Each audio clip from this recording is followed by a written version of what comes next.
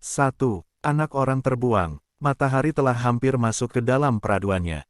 Dengan amat perlahan, menurutkan perintah dari alam gaib, ia berangsur turun ke dasar lautan yang tidak kelihatan ranah tanah tepinya. Cahaya merah telah mulai terbentang di ufuk barat, dan bayangannya tampak mengindahkan wajah lautan yang tenang tak berombak. Di sana-sini kelihatan layar perahu-perahu telah berkembang, putih dan sabar. Ke pantai kedengaran suara nyanyian, Iloho Gading, atau Sio Sayang, yang dinyanyikan oleh anak-anak perahu orang Mandar itu, ditingkah oleh suara geseran rebab dan kecapi. Nun, agak di tengah, di tepi pagaran Anggar kelihatan puncak dari sebuah kapal yang telah berpuluh tahun ditenggelamkan di sana. Dia seakan-akan penjaga yang teguh, seakan-akan stasiun dari setan dan hantu-hantu penghuni pulau Laya-Laya yang penuh dengan kegaiban itu. Konon kabarnya, kalau ada orang yang akan mati hanyut atau mati terbunuh, kedengaranlah pekik dan ribut-ribut tengah malam di dalam kapal yang telah rusak itu. Di waktu senja demikian kota Mengkasar kelihatan hidup. Kepanasan dan kepayahan orang bekerja siang, apabila telah sofe diobat dengan menyaksikan matahari yang hendak terbenam, dan mengecap hawa taut, lebih-lebih lagi bila suka pula pergi makan angin ke jembatan, yaitu panorama yang sengaja dijorokkan ke laut, di dekat Benteng Company. Di benteng itulah, kira-kira 90 tahun yang lalu Pangeran Diponegoro kehabisan hari tuanya sebagai buangan politik. Sebelah timur adalah tanah lapang Karibosi yang luas dan dipandang suci oleh penduduk Mengkasar. Menurut tahyul orang, 9 tua-tua, bila mana hari akan kiamat, Karaeng Data akan pulang kembali, di tanah lapang Karibosi akan tumbuh 7 batang beringin dan berdiri 7 buah istana, persemayaman 7 orang anak raja-raja, pengiring dari Karaeng Data. Jauh di darat kelihatan berdiri dengan teguhnya Gunung Lompo Batang dan bawah Karaeng yang hijau nampak dari jauh. Dari jembatan besi itu akan kelihatanlah perkawinan keindahan alam dengan teknik manusia. Ke laut nampak kecantikan lautan, ke darat kebesaran Allah dan ke sebelah kanan kelihatan pula Anggar baru, Anggar dari pelabuhan yang ketiga di Indonesia, sesudah Tanjung Perak dan Tanjung Priuk. Di tepi pantai, di antara Kampung Baru dan Kampung Mariso berdiri sebuah rumah bentuk Mengkasar, yang salah satu jendelanya menghadap ke laut. Di sanalah seorang anak muda yang berusia kira-kira 19 tahun duduk termenung seorang dirinya menghadapkan mukanya ke laut. Meskipun matanya terpentang lebar, meskipun begitu asyik dia memperhatikan keindahan alam di lautan Mengkasar, rupanya pikirannya telah melayang jauh sekali, kebalik yang tak nampak di mata, dari lautan dunia pindah ke lautan khayal. Ia teringat pesan ayahnya tatkala beliau akan menutup mata, ia teringat itu, meskipun dia masih lupa-lupa ingat. Ayahnya berpesan bahwa negerinya yang asli bukanlah Mengkasar, tetapi jauh di seberang lautan, yang lebih indah lagi dari negeri yang didiaminya sekarang. Di sanalah pendam pekuburan nenek moyangnya, di sanalah sasap jeraminya. Jauh, kata ayahnya, jauh benar negeri itu, jauh di balik lautan yang lebar, subur dan nyaman tanamannya. Ayahnya berkata, jika Mengkasar ada Gunung Lompo Batang dan Bawah Karaeng, di kampungnya pun ada 2 gunung yang bertuah pula, ialah Gunung Merapi dan Singgalang.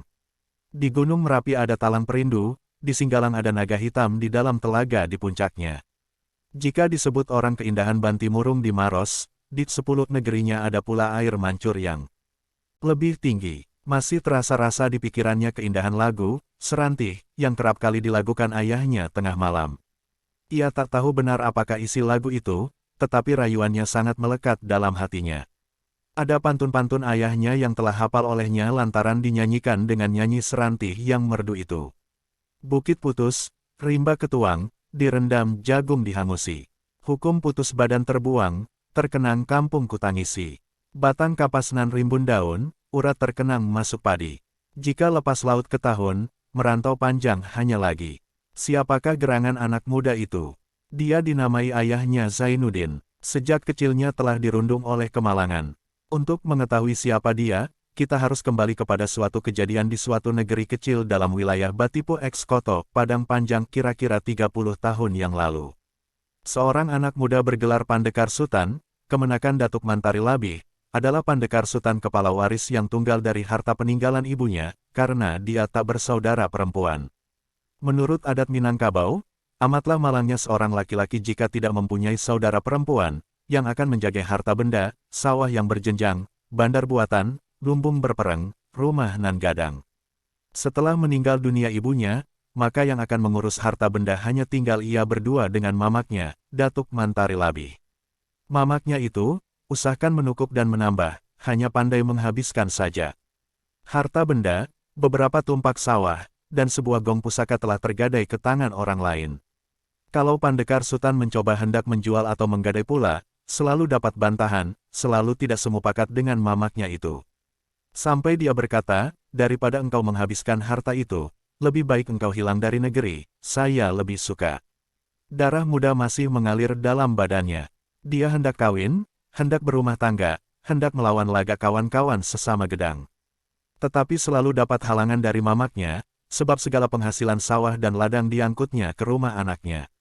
Beberapa kali dia mencoba meminta supaya dia diizinkan menggadai, bukan saja mamaknya yang menghalangi, bahkan pihak kemenakan-kemenakan yang jauh, terutama pihak yang perempuan sangat menghalangi, sebab harta itu sudah mesti jatuh ke tangan mereka, menurut hukum adat, nan sehasta, nan sejengkal, dan setampok, sebuah jari. Pada suatu hari, malang akan timbul, terjadilah pertengkaran di antara mamak dengan kemenakan. Pandekar Sutan bersikeras hendak menggadaikan setumpak sawah, untuk belanjanya beristri, karena sudah besar dan dewasa belum juga dipanjat, ijab kabul, mamaknya meradang dan berkata, kalau akan berbini mesti lebih dahulu menghabiskan harta tua, tentu. Habis segenap sawah di Minangkabau ini. Inilah anak muda yang tidak ada malu, selalu hendak menggadai, hendak mengagun. Perkataan itu dikatakan di atas rumah besar, di hadapan mama-mama dan kemenakan yang lain. Pandekar Sutan naik darah lantaran malu, tetapi masih ditahannya. Dia berkata, mamak sendiri juga pernah menggadai, bukan untuk mengawinkan kemenakan, tetapi untuk mengawinkan anak mamak sendiri. Berapa tumpak sawah dikerjakan oleh istri mamak, kami tidak mendapat bahagian. Itu jangan disebut, kata Datuk Mantari Labih, itu kuasaku, saya mamak di sini, menghitamkan dan memutihkan kalian semuanya dan menggantung tinggi membuang jauh. Meskipun begitu, hukum zalim tak boleh dilakukan. Apa, engkau katakan saya zalim? Kata Datuk Mantari Labih sambil melompat ke muka, dan menyentak kerisnya, tiba sekali di hadapan Pandekar Sutan. Malang akan timbul, sebelum dia sempat mempermainkan keris, pisau belati Pandekar Sutan telah lebih dahulu tertancap di lambung kirinya, mengenai jantungnya. Saya luka, tolong, cuma itu perkataan yang keluar dari mulut Datuk Mantari Labih. Dan dia tak dapat berkata-kata lagi. Seisi rumah ribut, beberapa orang mendekati Pandekar Sutan, tetapi mana yang mendekati, mana yang rebah. Sebab gelar Pandekar itu didapatnya dengan keputusan, bukan sembarang gelar saja. Orang serumah itu ribut, pekik yang perempuan lebih-lebih lagi. Amuk-amuk, orang di kampung segera tahu tong-tong berbunyi. Penghulu kepala lekas diberi tahu. Penghulu suku tahu pula. Beberapa jam kemudian Pandekar Sutan ditangkap, dan Datuk Mantari Labih mati tidak beberapa jam setelah tertikam. Ketika Landraat bersidang di Panang Panjang, Pandekar Sutan mengaku terus terang atas kesalahannya, dia dibuang 15 tahun. Ketika itu pembuangan Cilacap paling masyhur bagi orang hukuman Sumatera, laksana pembuangan sawah Lunto bagi orang hukuman tanah Jawa dan Bugis. Dari pembuangan Cilacap dia dibawa orang ke tanah Bugis. Ketika itu terjadi peperangan Bon yang masyhur. Serdadu-serdadu Jawa perlu membawa orang-orang rantai yang gagah berani untuk mengamankan daerah itu.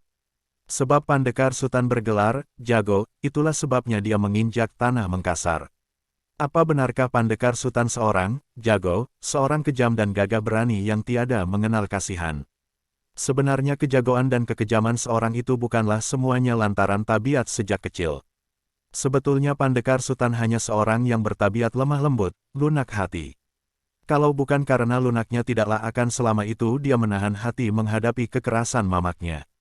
Tetapi, tangan yang terdorong bermula, dan pergaulan di dalam penjara yang bersabung nyawa, yang keselamatan diri bergantung kepada keberanian, memaksa dia melawan bunyi hati kecilnya, dia menjadi seorang yang gagah berani, disegani oleh orang-orang rantai yang lain.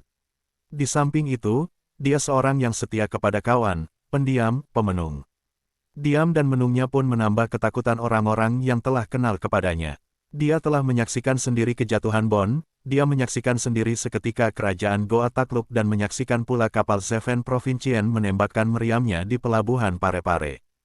Ketika dia mulai dipenjarakan, umurnya baru kira-kira 20 tahun.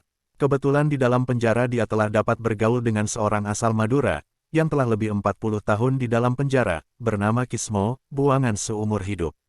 Rambutnya telah putih, Tetapi meskipun demikian lama dia dalam penjara dan telah banyak negeri yang didatanginya, belum pernah dia melupakan jalan kesucian, rupanya dia banyak menaruh ilmu batin.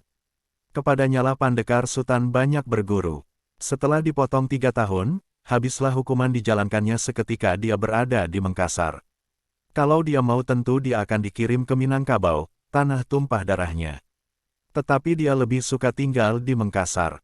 Meskipun hatinya amat ingin dan telah teragak hendak pulang, ditahannya, dilulurnya air matanya, biarlah negeri Padang dihitamkan, buat selama-lamanya. Apa sebab demikian halnya? Saudara yang kandung tak ada, terutama saudara perempuan. Ibu tempat perlindungan orang laki-laki di negeri yang berbangsa kepada ibu itu telah lama pula meninggal. Meskipun dia akan diterima orang dengan muka manis, yang terkandung di dalam hati mereka tentu lebih pahit. Sebab dia tak beruang, kepulangannya menimbulkan cemburu hati keluarga-keluarga dalam persukuan. Kalau tidak Ranggas di Tanjung, Cumanak Ampayan Kain kalau tidak emas dikandung, Dunsanak asterisk jadi rang lain. Asterisk Dunsanak sama dengan saudara per.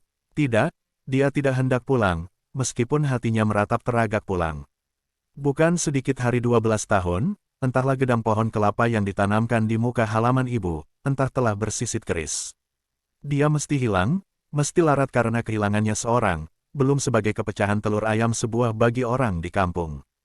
Sebab itu tinggallah dia di Mengkasar beberapa tahun lamanya, bermacam-macam usaha telah dicarinya, untuk mencukupkan bekal hidup sesuap pagi sesuap petang. Dia tinggal menumpang di rumah seorang tua, keturunan bangsa Melayu yang mula-mula membawa agama Islam ke Mengkasar kira 400 tahun yang lalu.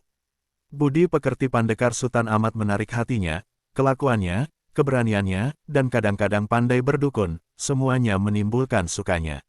Sehingga akhirnya dia diambil menjadi menantu, dikawinkan dengan anaknya yang masih perawan, Daeng Habibah. 3 dan 4 tahun dia bergaul dengan istri yang setia itu, dia beroleh seorang anak laki-laki, anak tunggal, itulah dia, Zainuddin, yang bermenung di rumah bentuk Mengkasar, di jendela yang menghadap ke laut di kampung baru yang dikisahkan pada permulaan cerita ini.